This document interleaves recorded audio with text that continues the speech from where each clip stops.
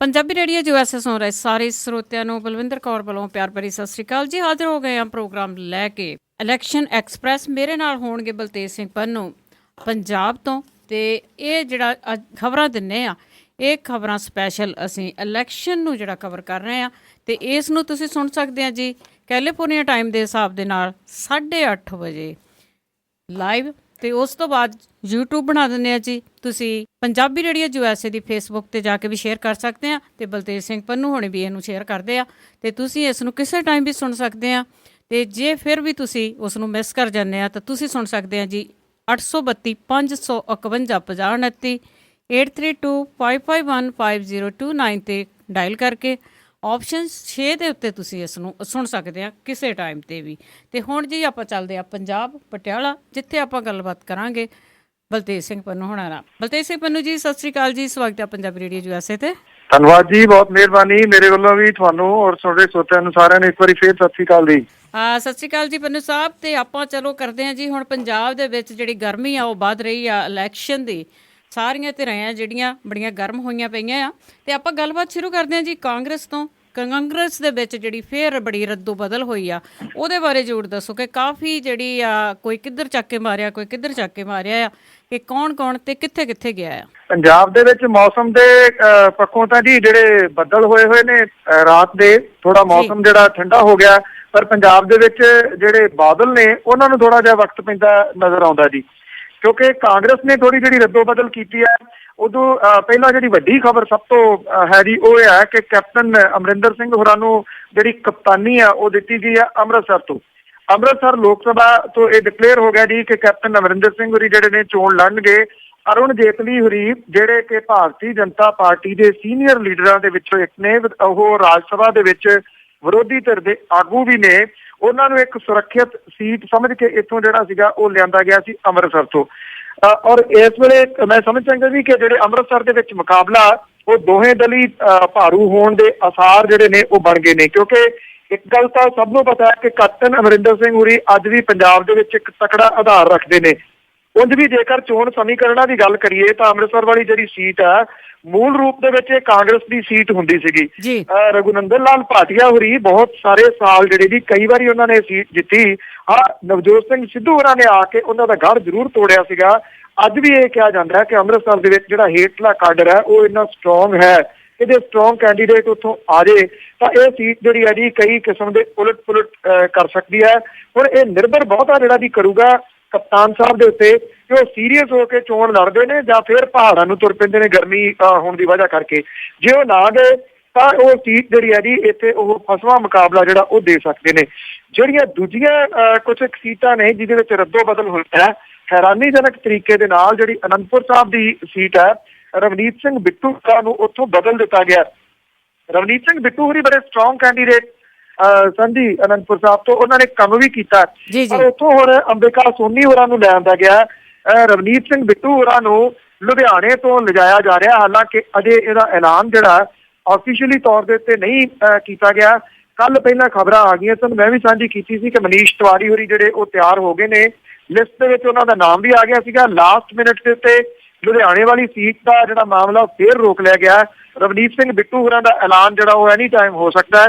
ਲੁਧਿਆਣੇ ਤੋਂ ਉਹਨਾਂ ਨੂੰ ਲਿਆਂਦਾ ਜਾ ਰਿਹਾ। ਰਵਨੀਤ ਸਿੰਘ ਬਿੱਟੂ ਹੋਰਾਂ ਨੂੰ ABC ਤੋਂ ਫੇਰ ਸ਼ੁਰੂ ਕਰਨਾ ਲੁਧਿਆਣੇ ਦੇ ਵਿੱਚ। ਇਹ ਕਿਹਾ ਜਾਂਦਾ ਹੈ ਕਿ ਬੇਅੰਤ ਸਿੰਘ ਹੋਰਾਂ ਦਾ ਜਿਹੜਾ ਹੋਲਡ ਹੈ ਉਹਨਾਂ ਦੇ ਪਰਿਵਾਰ ਦਾ ਕਾਫੀ ਲੁਧਿਆਣਾ ਡਿਸਟ੍ਰਿਕਟ ਦੇ ਵਿੱਚ ਹੈ, ਪਰ ਇੱਥੇ ਇਹ ਵੀ ਕਹਿਣਾ ਗਲਤ ਨਹੀਂ ਹੋਊਗਾ ਕਿ ਪੂਰੇ ਦਾ ਪੂਰਾ ਪਰਿਵਾਰ ਰਵਨੀਤ ਸਿੰਘ ਬਿੱਟੂ ਦੀ ਮਦਦ ਕਰ ਦੂਗਾ। ਇਹਦੇ ਉੱਤੇ ਵੀ ਕਈ ਤਰ੍ਹਾਂ ਦੇ ਜਿਹੜੇ ਕੁਐਸਚਨ ਮਾਰਕ ਉਹ ਲੱਗ ਸਕਦੇ ਨੇ। ਰਵਨੀਤ ਸਿੰਘ ਬਿੱਟੂ ਦੇ ਲਈ ਟਫ ਜਿਹੜਾ ਜੀ ਉਹ ਮਾਮਲਾ ਹੋ ਜਾਊਗਾ।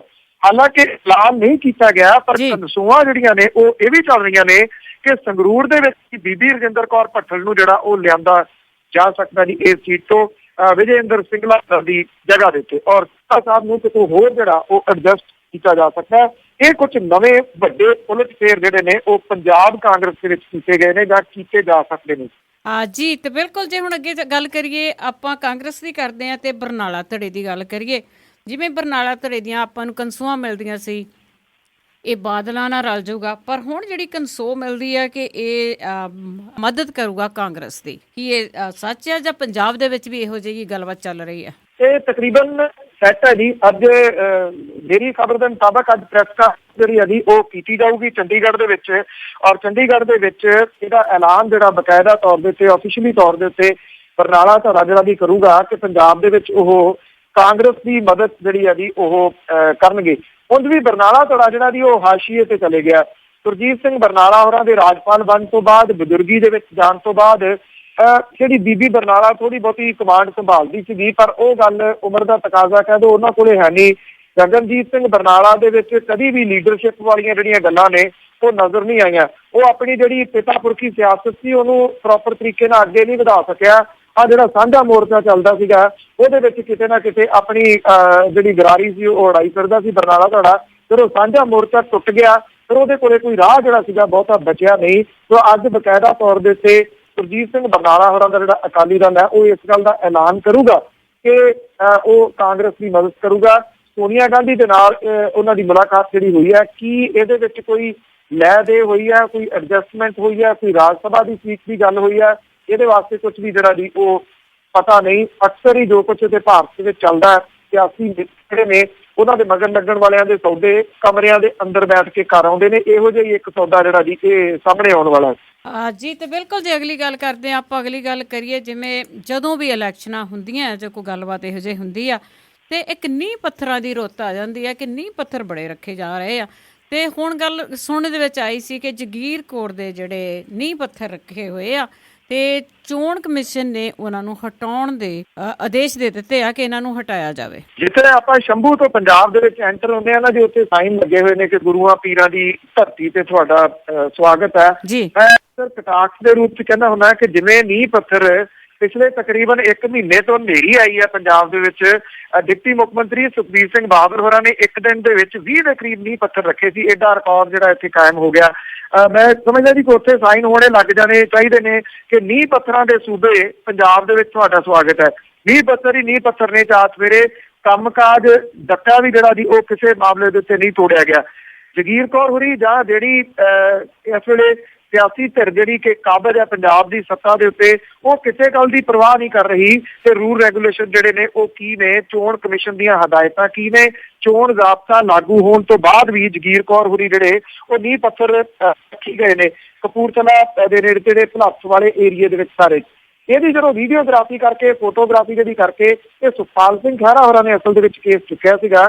ਇਲੈਕਸ਼ਨ ਕਮਿਸ਼ਨ ਨੇ ਇਸ ਦੀ ਗੰਭੀਰਤਾ ਨੂੰ ਦੇਖਦਿਆਂ ਹੋਇਆ ਹੁਣ ਇਹ ਹੁਕਮ ਦਿੱਤੇ ਨੇ ਕਿ ਇਹ ਜਿੰਨੇ ਨੀਂਹ ਪੱਥਰ ਰੱਖੇ ਗਏ ਨੇ ਚੋਣ ਜ਼ਾਬਤਾ ਲਾਗੂ ਹੋਣ ਤੋਂ ਬਾਅਦ ਇਹ ਸਾਰੇ ਦੇ ਸਾਰੇ ਢਾਹ ਦਿੱਤੇ ਜਾਣ, ਬਲੀਆ ਵੇਚ ਜਿਹੜੇ ਆ ਉਹ ਕਰ ਦਿੱਤੇ ਜਾਣ। ਸ਼ਾਇਦ ਚੋਣ ਕਮਿਸ਼ਨ ਨੂੰ ਵਿਚਾਰੇ ਨੂੰ ਇਹ ਨਹੀਂ ਪਤਾ ਕਿ ਰੇਤਾ ਜਿਹੜੀ ਹੈ ਉਹ ਕਿੰਨੀ ਕੀ ਹੈ, ਇੰਨੀ ਕੋਈ ਮਿਲਦੀ ਆ ਪੰਜਾਬ ਦੇ ਵਿੱਚ ਕਿ ਨੀਂਹ ਪੱਥਰ ਰੱਖਿਆ ਜਾ ਸਕੇ।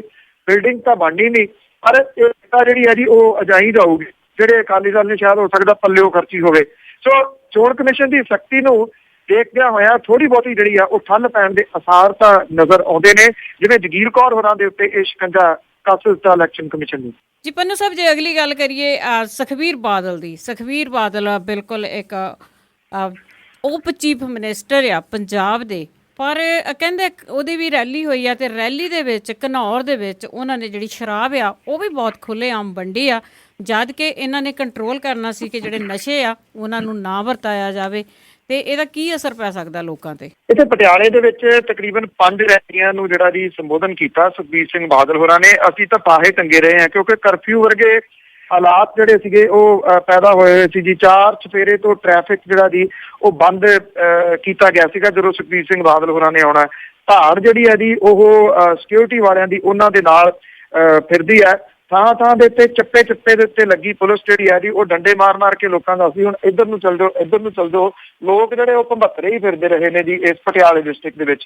ਪਰ ਉਦੋਂ ਵੱਡੀ ਜਿਹੜੀ ਗੱਲ ਹੋਈ ਹੈ ਕਿ ਇੱਥੇ ਘਨੌਰ ਪੈਂਦਾ ਜੀ ਨੇੜੇ ਪਟਿਆਲੇ ਦੇ, ਉੱਥੇ ਸ਼ਰੇਆਮ ਜਿਹੜੀਆਂ ਸ਼ਰਾਬ ਦੀਆਂ ਪੇਟੀਆਂ ਨੇ ਨਾ ਜੀ ਉਹ ਲਿਆ ਕੇ ਰੈਲੀ ਦੇ ਵਿੱਚ ਸ਼ਾਮਲ ਹੋਣ ਵਾਲੇ ਲੋਕਾਂ ਨੂੰ ਵਰਤਾਈਆਂ ਗਈਆਂ ਨੇ। ਇਹਦੀਆਂ ਜਿਹੜੀਆਂ ਫੋਟੋਆਂ ਨੇ ਮੀਡੀਆ ਨੇ ਖਿੱਚ ਲਈਆਂ ਔਰ ਸ਼ਰਾਬ ਦੀਆਂ ਪੇਟੀਆਂ ਜਿਹੜੀਆਂ ਜਾਂਦੇ ਲੋਕਾਂ ਦੀਆਂ ਫੋਟੋਆਂ ਆ ਗਈਆਂ ਸਾਹਮਣੇ, ਕਿਉਂਕਿ ਡਿਪਟੀ ਕਮਿਸ਼ਨਰ ਜਿਹੜਾ ਦੀ ਉਹ ਚੋਣ ਕਮਿਸ਼ਨ ਦੇ ਅੰਡਰ ਆ ਜਾਂਦਾ ਹੈ। ਸਾਡੇ ਇੱਥੋਂ ਪਟਿਆਲੇ ਦੇ ਡਿਪਟੀ ਕਮਿਸ਼ਨਰ ਜਿਹੜੇ ਨੇ ਉਹਨਾਂ ਨੇ ਇਹ ਗੱਲ ਕਹੀ ਹੈ ਜੀ ਕਿ ਕੋਈ ਸ਼ਰਾਬ ਜਿਹੜੀ ਆ ਉਹ ਨਹੀਂ ਵਰਤਾਈ ਗਈ। ਜਦੋਂ ਉਹਨਾਂ ਨੂੰ ਇਹ ਦਿਖਾਇਆ ਗਿਆ ਕਿ ਆਹ ਫੋਟੋਆਂ ਦੇਖੋ ਜਿਹੜੀਆਂ ਕਿ ਪੇਟੀਆਂ ਲਈ ਜਾ ਰਹੇ ਨੇ ਔਰ ਇੱਥੇ ਇਹ ਵਰਤਾਈ ਗਈ ਹੈ ਘਨੌਰ ਦੇ ਵਿੱਚ, ਉਹ ਕਹਿੰਦੇ ਕਿ ਜਿਹੜੇ ਫੇਸ ਨੇ ਇਹ ਤਾਂ ਸ਼ੋਅ ਨਹੀਂ ਹੁੰਦੇ ਕਿ ਅਕਾਲੀ ਦਲ ਦੇ ਵਰਕਰ ਨੇ ਜਿਹੜੇ ਸ਼ਰਾਬ ਵਰਤਾ ਰਹੇ ਨੇ।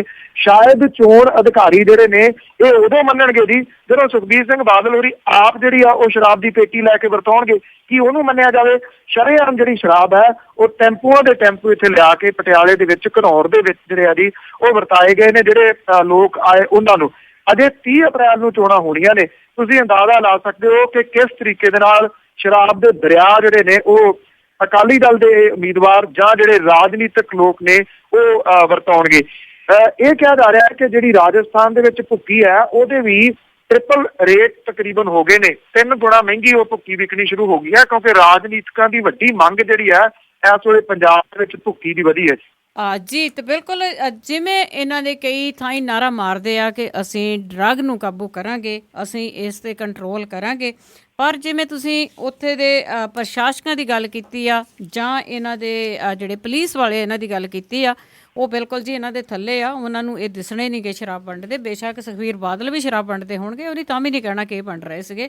ਅਗਲੀ ਗੱਲ ਕਰਦੇ ਜਿਵੇਂ ਸ਼ਰਾਬ ਦੀ ਕੀਤੀ ਆ ਕਿ ਸ਼ਰਾਬ ਦਾ ਜਿਹੜਾ ਕਾਰੋਬਾਰ ਆ ਉਹਦੇ 'ਤੇ ਜਿਹੜੇ ਅਕਾਲੀ ਆ ਉਹ ਕਬਜ਼ੇ ਕਰਨ ਲਈ ਤਰਲੋ ਮੱਛੀ ਕਿਉਂ ਹੋਏ ਫਿਰਦੇ ਆ? ਕਿਉਂਕਿ ਜੀ ਸ਼ਰਾਬ ਜਿਹੜੀ ਆ ਉਹਦਾ ਕਾਰੋਬਾਰ ਹੀ ਏਡਾ ਜ਼ਿਆਦਾ ਹੋ ਗਿਆ ਜੀ ਕਿ ਰੋਜ਼ ਦੀ ਜਿਹੜੀ ਹੈ ਜੀ 8 ਕਰੋੜ ਰੁਪਏ ਦੀ ਸ਼ਰਾਬ ਜਿਹੜੀ ਆ ਉਹ ਵਿਕਦੀ ਹੈ। ਤੇ ਇੱਥੇ ਫੈਕਟਰੀਆਂ ਇੰਨੀਆਂ ਸ਼ਰਾਬ ਦੀਆਂ ਜਿਹੜੀਆਂ ਜੀ ਉਹ ਲਗਾਤੀਆਂ ਗਈਆਂ ਨੇ। ਜਦੋਂ ਜੇ ਕਬੱਡੀ ਕੱਪ ਨੂੰ ਸ਼ਰਾਬ ਦੀਆਂ ਕੰਪਨੀਆਂ ਸਪਾਂਸਰ ਕਰਦੀਆਂ ਨੇ ਤਾਂ ਉਹਦੇ ਖਜ਼ਾਨੇ ਦੇ ਵਿੱਚ ਫਿਰ ਉਹਨਾਂ ਨੂੰ ਫੈਕਟਰੀਆਂ ਹੀ ਦਿੱਤੀਆਂ ਜਾਂਦੀਆਂ ਨੇ। ਪੰਜਾਬ ਦਾ ਕੋਈ ਜ਼ਿਲ੍ਹਾ ਨਹੀਂ ਹੈ ਸਣੇ ਧਾਰਮਿਕ ਜ਼ਿਲ੍ਹਿਆਂ ਦੇ ਜਿੱਥੇ ਸ਼ਰਾਬ ਦੀ ਕੋਈ ਫੈਕਟਰੀ ਨਹੀਂ ਹੈ। ਸੁੱਖ ਨਾਲ ਹੁਣ ਤਾਂ ਇੱਕ ਜ਼ਿਲ੍ਹੇ ਦੇ ਵਿੱਚ 3 ਫੈਕਟਰੀਆਂ ਵੀ ਹੋ ਗਈਆਂ ਨੇ। ਇੱਕ ਜਿਵੇਂ ਫੈਕਟਰੀ ਪਟਿਆਲਾ ਡਿਸਟ੍ਰਿਕਟ ਚੱਲ ਰਹੀ ਹੈ, 2 ਨਵੀਆਂ ਬਣ ਰਹੀਆਂ ਨੇ। ਸਭ ਤੋਂ ਵੱਡੇ ਜਿਹੜੇ ਸ਼ਰਾਬ ਦੇ ਕਾਰੋਬਾਰੀ ਨੇ ਦੀਪ ਮਲਹੋਤਰਾ ਨੇ, ਅਕਾਲੀ ਦਲ ਦੇ ਉਹ MLA ਨੇ। ਇਸ ਵੇਲੇ ਪੰਜਾਬ ਦੇ ਵਿੱਚ ਮਾਲਵਾ ਪੱਟੀ ਦੇ 2 ਅਕਾਲੀ ਨੇਤਾ ਜਿਹੜੇ ਜੀ ਉਹ ਸ਼ਰਾਬ ਦੇ ਕਾਰੋਬਾਰ ਦੇ ਉੱਤੇ ਕਾਬਜ਼ ਹੋਣ ਦੇ ਵਾਸਤੇ ਪੂਰੀ ਤਰ੍ਹਾਂ ਸਰਗਰਮ ਨੇ। ਫਰੀਦਕੋਟ ਤੋਂ ਅਕਾਲੀ ਵਿਧਾਇਕ ਦੀਪ ਮਲਹੋਤਰਾ ਜਿਹੜੇ ਨੇ ਉਹਨਾਂ ਨੇ ਠੇਕਿਆਂ ਦੇ ਵਾਸਤੇ ਜਿਹੜੀਆਂ ਦਰਖਾਸਤਾਂ ਪਾਉਣ ਦੇ ਵਿੱਚ ਝੰਡੀ ਲਈ ਹੈ। 3200 ਦੇ ਕਰੀਬ ਜਿਹੜੀਆਂ ਦਰਖਾਸਤਾਂ ਨੇ ਉਹਨਾਂ ਨੇ ਪਾਈਆਂ ਨੇ ਜੀ ਵੱਖ-ਵੱਖ ਨਾਵਾਂ ਦੇ ਥੱਲੇ। ਦੂਜੇ ਨੰਬਰ ਦੇ ਉੱਤੇ ਹਲਕਾ ਅਬੋਹਰ ਹੈ ਜਿੱਥੋਂ ਸ਼੍ਰੋਮਣੀ ਅਕਾਲੀ ਦਲ ਦੇ ਆਗੂ ਸ਼ਿਵਲਾਲ ਡੋਡਾ ਨੇ। ਉਹਨਾਂ ਨੇ 1800 ਦੇ ਕਰੀਬ ਜਿਹੜੀਆਂ ਐਪਲੀਕੇਸ਼ਨਸ ਨੇ ਸ਼ਰਾਬ ਦੇ ਠੇਕੇ ਲੈਣ ਦੇ ਵਾਸਤੇ ਪਾਈਆਂ ਨੇ। ਸ਼ਿਵਲਾਲ ਡੋਡਾ ਜਿਹੜਾ ਅਕਾਲੀ ਨੇਤਾ ਜੀ ਉਹ ਕਹਿੰਦਾ ਜੀ ਇਹ ਤਾਂ ਸਾਡਾ ਪਰਿਵਾਰਕ ਧੰਦਾ ਹੈ ਸ਼ਰਾਬ ਦਾ, ਤੇ ਇਸ ਕਰਕੇ ਅਸੀਂ ਰੋਜੀ ਰੋਟੀ ਜਿਹੜੀ ਆ ਜੀ ਉਹ ਇੱਥੇ ਖਾਂਦੇ ਆ। ਦੀਪ ਮਲਹੋਤਰਾ ਜਿਹੜਾ ਹੈ ਜੀ ਉਹਦੀਆਂ ਜਿਹੜੀਆਂ ਕੰਪਨੀਆਂ ਨੇ ਉਹਨੇ ਮਾਲਵੇ ਦੇ ਵਾਂਗ ਮਾਝੇ ਦੇ ਵਿੱਚ ਵੀ ਏਡੀ ਐਂਟਰਪ੍ਰਾਈਜ਼ਸ ਕੰਪਨੀ ਜਿਹੜੀ ਹੈ ਪਠਾਨਕੋਟ, ਗੁਰਦਾਸਪੁਰ, ਜਲੰਧਰ, ਅੰਮ੍ਰਿਤਸਰ, ਮੋਗਾ ਜ਼ਿਲ੍ਹਿਆਂ ਦੇ ਵਿੱਚ ਵੀ 700 ਡਿਫਰੈਂਟ ਜਿਹੜੀਆਂ ਦਰਖਾਸਤਾਂ ਨੇ ਵੱਖ-ਵੱਖ ਨਾਵਾਂ ਦੇ ਥੱਲੇ ਪਾਈਆਂ ਨੇ। ਸਿੰਗਲਾ ਗਰੁੱਪ ਜਿਹੜਾ ਜੀ ਉਹਨੇ 1000 ਦੇ ਕਰੀਬ ਦਰਖਾਸਤਾਂ ਜਿਹੜੀਆਂ ਨੇ ਉਹ ਪਾਈਆਂ ਨੇ। ਅੰਮ੍ਰਿਤਸਰ ਤੇ ਗੁਰਦਾਸਪੁਰ ਦੇ ਵਿੱਚ ਠੇਕੇ ਲੈਣ ਦੇ ਵਾਸਤੇ ਅਕਾਲੀਆਂ ਦੇ ਵਿੱਚ ਹੀ ਜ਼ਿਆਦਾ ਜਿਹੜਾ ਜੀ ਉਹ ਮੁਕਾਬਲਾ ਹੈ।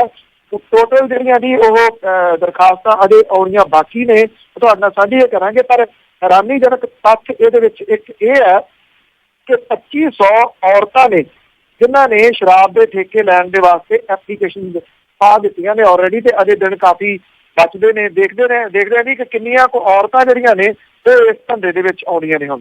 ਬਿਲਕੁਲ ਜੀ, ਔਰਤਾਂ ਵੀ ਇਹਨਾਂ ਦੀਆਂ ਹੀ ਹੋਣੀਆਂ ਕਿਉਂਕਿ ਇਹ ਵੱਡੀ ਇੰਡਸਟਰੀ ਆ ਜਿਹੜੀ ਇਹਨਾਂ ਨੇ ਕਿਤੇ ਨਹੀਂ ਜਾਣ ਦੇਣਾ। ਪਰ ਜਿਵੇਂ ਅਸੀਂ ਪਿੱਛੇ ਬਿਆਨ ਪੜ੍ਹਦੇ ਰਹੇ ਹਾਂ ਇਹਨਾਂ ਦੇ ਕਿ ਜਿਵੇਂ ਸੁਖਬੀਰ ਬਾਦਲ ਜਾਂ ਸਾਰਾ ਅਕਾਲੀ ਦਲ ਜਿਹੜਾ ਪ੍ਰਸ਼ਾਸਨ ਆ ਇਹ ਕਹਿੰਦਾ ਸੁਣਿਆ ਗਿਆ ਸੀ ਕਿ ਅਸੀਂ ਤੇ ਡਰੱਗ ਵਾਲਿਆਂ ਨੂੰ ਫੜਦੇ ਹਾਂ। ਬਿਲਕੁਲ ਜੀ, ਫਲਾਉਂਦੇ ਵੀ ਤੁਸੀਂ ਆ ਤੇ ਫੜਨੇ ਵੀ ਤੁਸੀਂ ਆ। ਤੇ ਲੇਡੀਜ਼ ਦਾ ਜਿੰਨਾ ਵੀ ਹੈਗਾ ਆ, ਜਦੋਂ ਕੋਈ ਵੀ ਇਨਵੈਸਟੀਗੇਸ਼ਨ ਕਰੂਗਾ ਲੇਡੀਜ਼ ਇਹਨਾਂ ਦੀਆਂ ਹੀ ਨਿਕਲਣੀਆਂ। ਤੇ ਅਗਲੀ ਗੱਲ ਆਪਾਂ ਕਰਦੇ ਜੀ ਸੰਗਰੂਰ ਦੀ। ਸੰਗਰੂਰ ਦੇ ਵਿੱਚ ਭਗਵੰਤ ਮਾਨ ਦੇ ਜਿਹੜੀ ਉੱਥੇ ਕਿਸੇ ਕੁੜੀ ਨੇ, ਪਿੰਡ ਦੀ ਕੁੜੀ ਨੇ, ਇੱਕ ਪਿੰਡ ਦੇ ਵਿੱਚ ਸ਼ਾਇਦ ਤੁਹਾਨੂੰ ਪਤਾ ਹੋਣਾ ਉਸ ਪਿੰਡ ਦਾ, ਕਿ ਕੁੜੀ ਨੇ ਭਗਵੰਤ ਮਾਨ ਦੇ ਹੱਕ ਦੇ ਵਿੱਚ ਨਾਰਾ ਲਾਇਆ ਕਿ ਸਾਡਾ ਪਿੰਡ ਤੇ ਸੌਂ ਗਿਆ। ਤੇ ਉਸ ਪਿੰਡ ਦੇ ਸਰਪੰਚ ਨੇ ਉਸੇ ਕੁੜੀ ਦੇ ਖਿਲਾਫ ਜਿਹੜਾ ਪਰਚਾ ਕਟਵਾ ਦਿੱਤਾ ਆ। ਤੇ ਇਹ ਵੀ ਪਤਾ ਲੱਗਾ ਆ ਕਿ ਜਿਹੜੀ ਆਮ ਆਦਮੀ ਪਾਰਟੀ ਆ ਉਹ ਉੱਥੇ ਘਰਾਓ ਕਰੂਗੀ ਉਸ ਚੌਂਕੀ ਦਾ। ਤੇ ਇਹ ਇਹੋ ਜਿਹੇ ਹਾਲ ਜਿਹੜੇ ਹੋ ਗਏ ਆ ਪੰਜਾਬ ਦੇ ਵਿੱਚ ਕਿ ਜਿਹੜਾ ਕੋਈ ਵੀ ਆਪਣੀ ਜਿਹੜੀ ਆ ਸਪੀਚ ਨਹੀਂ ਦੇ ਸਕਦਾ, ਕਿਸੇ ਦੇ ਹੱਕ 'ਚ ਨਹੀਂ ਬੋਲ ਸਕਦਾ। ਇਹ ਦਲੇਰ ਕੁੜੀ ਤੁਸੀਂ ਕਹ ਲਓ ਜੀ ਜਿਹਨੇ ਭਗਵੰਤ ਮਾਨ ਹੋਰਾਂ ਦੇ ਹੱਕ ਦੇ ਵਿੱਚ ਇੱਕ ਰੈਲੀ ਹੋਈ ਸੀ, ਕਾਲਾ ਝਾੜ ਇੱਥੇ ਪੈਂਦਾ ਜੀ ਚੰਨੂ ਦੇ ਕੋਲੇ ਜੀ। ਪਟਿਆਲੇ ਤੋਂ ਜਦੋਂ ਜਾਈਏ ਸੰਗਰੂਰ ਨੂੰ, ਉਹਦੇ ਉੱਤੇ ਇਹ ਪਿੰਡ ਆਉਂਦਾ। ਇੱਥੇ ਉਹਨੇ ਭਗਵੰਤ ਮਾਨ ਹੋਰਾਂ ਦੇ ਹੱਕ ਦੇ ਵਿੱਚ ਹੋਈ ਰੈਲੀ ਦੇ ਵਿੱਚ ਇੱਕ ਬੜਾ ਭਾਵੁਕ ਲੈਕਚਰ ਜਿਹੜਾ ਉਹ ਕੀਤਾ ਸੀਗਾ। ਇਸ ਕੁੜੀ ਨੇ ਇਹ ਗੱਲ ਕਹੀ ਕਿ ਅਸੀਂ ਤਾਂ ਨਵੀਂ ਪੀੜ੍ਹੀ ਜਿਹੜੀ ਆ ਉਹ ਡਟਣ ਲਈ ਤਿਆਰ ਆ, ਪਰ ਉਹਨੇ ਕਿਹਾ ਕਿ ਸਾਡੇ ਜਿਹੜੇ ਬਜ਼ੁਰਗ ਨੇ ਉਹਨਾਂ ਨੇ ਸਾਨੂੰ ਕਿਸੇ ਪਾਸੇ ਜੋਗਾ ਨਹੀਂ ਛੱਡਿਆ, ਸਾਡੇ ਪਿੰਡਾਂ ਨੂੰ ਡਰੱਗ ਨੇ ਜਿਹੜਾ ਉਹ ਨਿਗਲ ਲਿਆ। ਉਸ ਕੁੜੀ ਨੇ ਇਹ ਵੀ ਮਸਲਾ ਜਿਹੜਾ ਜੀ ਉਹਦੇ ਉੱਥੇ ਉਠਾਇਆ ਰੈਲੀ ਦੇ ਵਿੱਚ। ਉਹ ਆਮ ਜੀ ਕਾਲਜ ਜਾਂਦੀ ਇੱਕ ਕੁੜੀ ਆ ਜੀ, ਔਰ ਉਹਨੇ ਇਹ ਕਿਹਾ ਕਿ ਸਾਡਾ ਤਾਂ ਬੱਸ ਅੱਡਾ ਵੀ ਦੂਰ ਕਰ ਦਿੱਤਾ ਗਿਆ, ਸਾਡੇ ਉੱਤੇ ਬੋਝ ਲੱਗ ਦਿੱਤਾ ਗਿਆ ਕਿ ਜੇ ਬੱਸ ਅੱਡੇ ਤੱਕ ਜਾਣ ਦੇ ਵਾਸਤੇ ਸਾਨੂੰ 10 ਰੁਪਏ 15 ਰੁਪਏ ਦੇਣੇ ਪੈਂਦੇ ਨੇ, ਸਾਡੇ ਨਾਲ ਰੋਜ਼ ਜਿਹੜੇ ਟੈਂਪੂਆਂ ਵਾਲੇ ਝਗੜਦੇ ਨੇ, ਅਸੀਂ ਤਰਲੇ ਲੈ ਲੈ ਕੇ ਥੱਕ ਗਏ ਆ, ਇਹ ਮਸਲਾ ਕਿਸੇ ਨੇ ਉੱਪਰ ਜਾ ਕੇ ਉਠਾਇਆ ਹੀ ਨਹੀਂ। ਬਸ ਇੰਨੀ ਗੱਲ ਉਸ ਕੁੜੀ ਨੇ ਕੀਤੀ। ਪਿੰਡ ਦੇ ਸਰਪੰਚ ਨੇ ਪੁਲਿਸ ਦੇ ਕੋਲੇ ਪਹੁੰਚ ਕੇ ਕਿ ਇਸ ਲੜਕੀ ਨੇ ਭੜਕਾਊ ਭਾਸ਼ਣ ਜਿਹੜਾ ਜੀ ਉਹ ਕੀਤਾ, ਉਸ ਕੁੜੀ ਦੇ ਖਿਲਾਫ ਪਰਚਾ ਦਰਜ ਜਿਹੜਾ ਜੀ ਉਹ ਕਰਵਾ ਦਿੱਤਾ। ਹੁਣ ਤੱਕ ਤਾਂ ਇਹ ਅਕਾਲੀ ਸਰਪੰਚ ਹੈ ਜੀ, ਮੈਂ ਇਹ ਵੀ ਦੱਸਣਾ, ਹੁਣ ਤੱਕ ਤਾਂ ਇਹ ਹੁੰਦਾ ਸੀਗਾ ਕਿ ਪਿੰਡ ਦੀਆਂ ਪੰਚਾਇਤਾਂ ਨੇ, ਸਰਪੰਚ ਨੇ, ਉਹ ਧੀਆਂ ਭੈਣਾਂ ਦੀ ਜਿਹੜੀ ਇੱਜ਼ਤ ਹੈ ਉਹਦੀ ਰਖਵਾਲੀ ਕਰਦੇ ਹੁੰਦੇ ਸਨ। ਇਹ ਨਵੀਂ ਮਿਸਾਲ ਜਿਹੜੀ ਹੈ ਜੀ ਇਹ ਪੰਜਾਬ ਦੇ ਵਿੱਚ ਸਾਹਮਣੇ ਆ ਗਈ ਕਿ ਇਹ ਤਾਂ ਔਰੰਗਜ਼ੇਬੀ ਜਿਹੜੇ ਹੁਕਮ ਨੇ ਉਹ ਨੇ ਕਿ ਕੋਈ ਕੁੜੀ ਪਿੰਡ ਦੀ ਹੈ ਉਹ ਸਰਪੰਚ ਤੋਂ ਵੱਖਰੀ ਸੋਚ ਨਹੀਂ ਰੱਖ ਸਕਦੀ। ਔਰ ਮੇਰੀ ਗੱਲ ਭਗਵੰਤ ਮਾਨ ਹੋਰਾਂ ਦੇ ਨਾਲ ਵੀ ਹੋਈ ਹੈ। ਹੁਣ ਤੋਂ ਥੋੜਾ ਚਿਰ ਪਹਿਲਾਂ SSP ਜਿਹੜੇ ਸੰਗਰੂਰ ਨੇ ਉਹਨਾਂ ਦੇ ਨਾਲ ਜਿਹੜੀ ਗੱਲਬਾਤ ਹੋਈ ਸੀ, ਉਹਨਾਂ ਦੇ ਧਿਆਨ ਦੇ ਵਿੱਚ ਵੀ ਇਹ ਮਸਲਾ ਜਿਹੜਾ ਲਿਆਂਦਾ। ਭਗਵੰਤ ਮਾਨ ਹੋਰਾਂ ਨੇ ਵੀ ਉਸ ਲੜਕੀ ਨੂੰ, ਉਹਦੇ ਪਰਿਵਾਰ ਨੂੰ ਕਿਹਾ ਕਿ ਲੜਕੀ ਕਿਸੇ ਵੀ ਹਾਲਤ ਵਿੱਚ ਚੌਂਕੀ ਨਹੀਂ ਜਾਊਗੀ। ਭਗਵੰਤ ਮਾਨ ਹੋਰਾਂ ਨੇ ਕਿਹਾ ਕਿ ਮੈਂ ਤੇ ਜਿਹੜੇ ਬਾਕੀ ਮੇਰੇ ਸਾਥੀ ਨੇ ਉਹ ਚੌਂਕੀ ਜਿਹੜਾ ਉਹ ਜਾਣਗੇ। ਮੇਰੀ ਇਨਫੋਰਮੇਸ਼ਨ ਦੇ ਮੁਤਾਬਕ ਜਿਹੜੀ ਕਾਲਾ ਝਾੜ ਚੌਂਕੀ ਹੈ ਉੱਥੇ ਲੋਕ ਜਿਹੜੇ ਉਹ ਜੁੜਨੇ ਸ਼ੁਰੂ ਹੋ ਗਏ ਨੇ, ਔਰ ਉਹਨਾਂ ਨੇ ਇਹ ਕਿਹਾ ਕਿ ਅਸੀਂ ਚੌਂਕੀ ਦਾ ਘਿਰਾਓ ਉਨੀ ਦੇਰ ਤੱਕ ਜਾਰੀ ਰੱਖਾਂਗੇ ਜਿੰਨੀ ਦੇਰ ਤੱਕ ਇਹ ਪਰਚਾ ਜਿਹੜਾ ਉਹ ਵਾਪਸ ਨਹੀਂ ਹੁੰਦਾ। ਔਰ ਕਿਹੋ ਜਿਹੀ ਕਹਾਣੀ ਆਉਣ ਵਾਲੇ ਦਿਨਾਂ ਦੇ ਵਿੱਚ ਬਣਨੀ ਹੈ, ਤਾਂ ਕਰਕੇ ਮਿਸਾਲ ਦੇ ਰੂਪ ਦੇ ਵਿੱਚ ਉਹ ਦੱਸਿਆ ਕਿ ਜੇ ਕੋਈ ਬਾਗੀ ਰੌਂ ਦੇ ਵਿੱਚ ਦੂਜੇ ਪਾਸੇ ਨੂੰ ਤੁਰਨਾ ਚਾਹੁੰਦਾ ਹੈ ਫਿਰ ਉਹਨੂੰ ਉਲਝਾਇਆ ਜਾਊਗਾ। ਇੱਥੇ ਤਾਂ ਸੰਗ ਸ਼ਰਮ ਜਿਹੜੀ ਆ ਉਹ ਲਾ ਕੇ ਬਿਲਕੁਲ ਕਿੱਲੀ ਤੇ ਸੰਗ ਦਿੱਤੀ ਗਈ ਹੈ ਕਿ ਉਹ ਇੱਕ ਪਿੰਡ ਦੀ ਧੀ ਹੈ, ਪੰਜਾਬ ਦੀ ਧੀ ਹੈ, ਉਹਨੂੰ ਪਿੰਡ ਦਾ ਸਰਪੰਚ ਚੌਂਕੀ ਵਿੱਚ ਲਿਆਉਣ ਤੱਕ ਚਲੇ ਗਿਆ ਜੀ ਇਸ ਨੀਵੇਂ ਪੱਧਰ ਵਿੱਚ। ਬਿਲਕੁਲ ਜੀ, ਇੱਕ ਪੰਥਕ ਸਰਕਾਰ ਆ ਨਾ, ਕਈ ਸਾਰੇ ਹਜੇ ਸਾਡੇ ਲੋਕ ਆ ਜਾਂ NRI ਵੀ ਕਈ ਹੈਗੇ ਆ, ਜਾਂ ਸਾਡੇ ਪਿੰਡਾਂ ਦੇ ਵਿੱਚ ਕਈ ਬਜ਼ੁਰਗ ਵੀ ਆ, ਉਹ ਕਹਿੰਦੇ ਕਿ ਵੋਟ ਅਸੀਂ ਪੰਥ ਨੂੰ ਪਾਉਣੇ ਆ। ਕਿ ਪੰਥ ਦੀਆਂ ਸਰਕਾਰਾਂ ਇਹੋ ਜਿਹੀਆਂ ਸਾਨੂੰ ਚਾਹੀਦੀਆਂ ਕਿ ਜਿਹੜੀ ਧੀਆਂ ਭੈਣਾਂ ਦੇ ਵੀ ਜਿਹੜੇ ਝੂਠੇ ਪਰਚੇ ਕਟਵਾਉਣ ਤੋਂ ਜਿਹੜੀ ਸੰਗ ਸ਼ਰਮ ਜਿਹੜੀ ਆ ਮੁੱਕ ਚੁੱਕੀ ਆ। ਅਗਲੀ ਗੱਲਬਾਤ ਕਰਦੇ ਆ ਜੀ ਆਪਾਂ ਹੰਸਰਾਜ ਹੰਸ ਦੀ। ਹੰਸਰਾਜ ਹੰਸ 1-2 ਦਿਨ ਤਾਂ ਜੀ ਬੜੀ ਗਰਮੀ ਦਿਖਾਈ, ਪਰ ਹੁਣ ਕਿਉਂ ਬੜੀ ਠੰਡ ਜਿਹੀ ਉੱਥੇ ਲੱਗਦਾ ਹੈ ਕਿ ਉਹ ਠੰਡੇ ਜਿਹਾ ਹੋ ਕੇ ਬੈਠ ਗਏ ਆ। ਸੁਖਬੀਰ ਸਿੰਘ ਬਾਦਲ ਹੋਰਾਂ ਦੇ ਨਾਲ ਉਹਨਾਂ ਦੀ ਮੁਲਾਕਾਤ ਜਿਹੜੀ ਹੈ ਜੀ ਉਹ ਹੋਈ ਦੱਸੀ ਜਾਂਦੀ ਆ। ਹੋਈ ਵੀ ਚੰਡੀਗੜ੍ਹ ਦੇ ਵਿੱਚ ਹੈ। ਇਹਦਾ ਮਤਲਬ ਚੰਡੀਗੜ੍ਹ ਦੇ ਵਿੱਚ ਹੋਈ ਤਾਂ ਇਹਦਾ ਮਤਲਬ ਹੰਸਰਾਜ ਹੰਸੂਰੀ ਜਿਹੜੇ ਉਹ ਆਪ ਮਿਲਣ ਗਏ ਉਹਨਾਂ ਨੂੰ। ਔਰ ਇਸ ਮੁਲਾਕਾਤ ਤੋਂ ਬਾਅਦ ਹੰਸਰਾਜ ਹੰਸੂਰੀ ਜਿਹੜੇ ਨੇ ਉਹਨਾਂ ਦੇ ਸੁਰ ਥੋੜੇ ਠੰਡੇ ਪਏ ਨੇ। ਉਹਨਾਂ ਨੇ ਕਿਹਾ ਪਾਰਟੀ ਦੇ ਵਾਸਤੇ ਪ੍ਰਚਾਰ ਕਰੂੰਗਾ ਪਰ ਪਵਨ ਕੁਮਾਰ ਟੀਨੂ ਦੇ ਵਾਸਤੇ ਪ੍ਰਚਾਰ ਜਿਹੜਾ ਉਹ ਨਹੀਂ ਕਰੂੰਗਾ। ਹੰਸਰਾਜ ਹੰਸੂਰਾ ਨੇ ਆਖੀ ਹੈ ਜੀ ਕਿ ਪਵਨ ਕੁਮਾਰ ਟੀਨੂ ਜਿਹੜਾ ਮੈਨੂੰ ਫਕੀਰੀ ਵੀ ਨਹੀਂ ਕਰਨ ਦਿੰਦਾ। ਉਹਨਾਂ ਦਾ ਇਹ ਕਹਿਣਾ ਹੈ ਕਿ ਪਿਛਲੀ ਜਿਹੜੀ ਲੋਕ ਸਭਾ ਦੀ ਚੋਣ ਹੋਈ ਸੀ ਉਹਨੂੰ ਹਾਰਨ ਤੋਂ ਬਾਅਦ ਫਕੀਰੀ ਵਾਲਾ ਜਿਹੜਾ ਜੀ ਉਹ ਬਾਣਾ ਪਾ ਲਿਆ ਸੀਗਾ ਤੇ ਮੈਂ ਤਾਂ ਫਕੀਰ ਬਣ ਗਿਆ। ਹੁਣ ਟੀਨੂ ਇਹ ਕਹਿੰਦਾ ਫਕੀਰ ਵੀ ਜਿਹੜਾ ਉਹ ਨਹੀਂ ਬਣ ਦਿੱਤਾ। ਭਾਵ ਕਿ ਟੀਨੂ ਦੇ ਖਿਲਾਫ ਤਾਂ ਜਿਹੜਾ ਰੋਸ ਹੈ ਉਹ ਘੱਟ ਨਹੀਂ ਹੋਇਆ। ਹਾਂ, ਸੁਰ ਜਿਹੜੇ ਨੇ ਪਾਰਟੀ ਪ੍ਰਤੀ ਨਰਮ ਜਿਹੜੇ ਉਹ ਪੈ।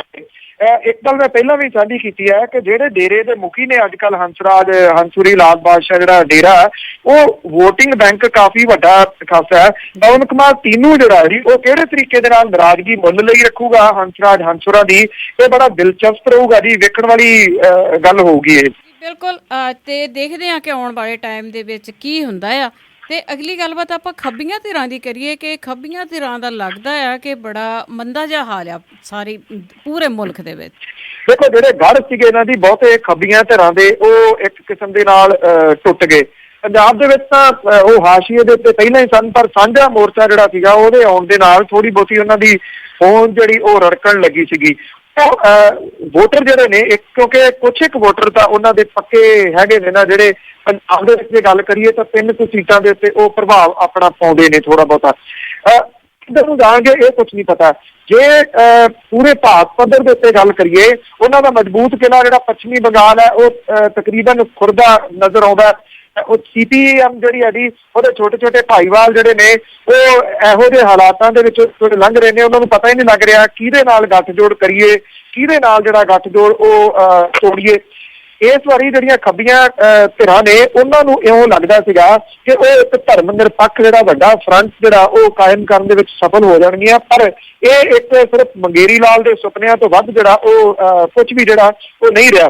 CPM ਤੇ CPI ਤਾਮਿਲਨਾਡੂ ਦੀ ਮੁੱਖ ਮੰਤਰੀ ਜੈ ਲਲਿਤਾ ਦੇ ਨਾਲ ਚੋਣ ਸਮਝੌਤਾ ਕਰਨ ਦੇ ਵਿੱਚ ਕਾਫੀ ਇੰਟਰਸਟਿੰਗ ਜਿਹੜੀ ਲੱਗਦੀ ਸੀਗੀ, ਪਰ ਕਿਉਂਕਿ AIADMK ਦੇ ਮੁਖੀ ਜਿਹੜੇ ਨੇ ਉਹਦੀਆਂ ਮੰਗਾਂ ਮੰਨਣ ਤੋਂ ਨਾ ਹੀ ਕਰ ਦਿੱਤੀ ਹੈ ਜੀ, ਜਿਹੜੀਆਂ ਖੱਬੀਆਂ ਧਿਰਾਂ ਰੱਖਣੀਆਂ ਚਾਹੁੰਦੀਆਂ ਸੀ। ਇਸ ਕਰਕੇ ਜਿਹੜਾ ਐਤਕੀ ਸਮਾਜਵਾਦੀ ਪਾਰਟੀ ਆ ਉਹਨੇ ਵੀ ਖੱਬੀਆਂ ਧਿਰਾਂ ਦੇ ਨਾਲ ਚੋਣ ਗੱਠਜੋੜ ਕਰਨ ਦੇ ਵਿੱਚ ਕੋਈ ਦਿਲਚਸਪੀ ਜਿਹੜੀ ਆ ਉਹ ਨਹੀਂ ਦਿਖਾਈ। ਕਿੰਨੀਆਂ ਕੁ ਸੀਟਾਂ ਜਿਹੜੀਆਂ ਜਿੱਤਦੀਆਂ ਨੇ ਖੱਬੀਆਂ ਧਿਰਾਂ ਇਹਦੇ ਉੱਤੇ ਡਿਪੈਂਡ ਕਰੇਗਾ, ਸ਼ਾਇਦ ਕੋਈ ਗੱਠਜੋੜ ਜਿਹੜਾ ਜੀ ਉਹਨਾਂ ਦਾ ਹੋਵੇ ਚੋਣਾਂ ਤੋਂ ਬਾਅਦ, ਪਰ ਚੋਣਾਂ ਤੋਂ ਬਾਅਦ ਗੱਠਜੋੜ ਤਾਂ ਹੁੰਦਾ ਹੈ ਜੇ ਸੀਟਾਂ ਜਿਹੜੀਆਂ ਉਹ ਆਉਣ। ਸੋ ਇਸ ਕਰਕੇ ਲੱਗਦਾ ਇਉਂ ਆ ਕਿ ਹੌਲੀ ਹੌਲੀ ਖੱਬੀਆਂ ਧਿਰਾਂ ਜਿਹੜੀਆਂ ਨੇ ਉਹ ਹਾਸ਼ੀਏ ਵੱਲ ਨੂੰ ਜਾ ਰਹੀਆਂ ਨੇ।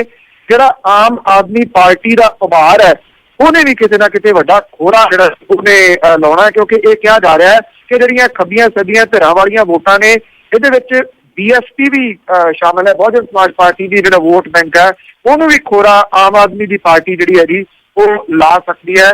ਇਸ ਕਰਕੇ ਇਹਦੇ ਜਿਹੜੇ ਲੀਡਰ ਜਿਹੜੇ ਇਹ ਤਾਂ ਕਹਿੰਦੇ ਰਹੇ ਕਿ ਬਾਹਰੋਂ ਜਿਹੜਾ ਨਿਵੇਸ਼ ਹੈ ਇੱਥੇ ਹੋਣ ਨਹੀਂ ਦੇਣਾ, ਪਰ ਜਦੋਂ ਪ੍ਰੈਸ ਕਾਨਫਰੰਸ ਨੂੰ ਸੰਬੋਧਨ ਕਰਨ ਆਉਂਦੇ ਤੇ ਆਪ ਮਰਸ਼ਬੀਜ਼ ਤੇ ਉਤਰਦੇ ਸਨ ਜੀ। ਜੀ ਬਿਲਕੁਲ। ਤੇ ਬਲਤੇਜ ਸਿੰਘ ਜੀ, ਆਪਾਂ ਇੱਕ ਹੋਰ ਕੁਐਸਚਨ ਕਰਦੇ ਹਾਂ ਕਿ ਜਿਹੜਾ ਕਈ ਥਾਵਾਂ ਤੇ ਕਿੰਨੀਆਂ ਕੁ ਥਾਵਾਂ ਤੇ ਜਿਹੜਾ ਮੁਕਾਬਲਾ ਹੈ ਇਹ ਇਲੈਕਸ਼ਨ ਦਾ ਦਿਲਚਸਪ ਬਣਿਆ ਹੋਇਆ ਪੰਜਾਬ ਦੇ ਵਿੱਚ। ਪੰਜਾਬ ਦੇ ਵਿੱਚ ਜਿਹੜੀ ਬਹੁਤ ਚਰਚਿਤ ਸੀਟ ਜਿਹੜੀ ਸਭ ਤੋਂ ਵੱਧ ਹੁਣ ਤੱਕ ਦੀ ਤਾਂ ਬਠਿੰਡੇ ਵਾਲੀ ਸੀਗੀ ਜੀ।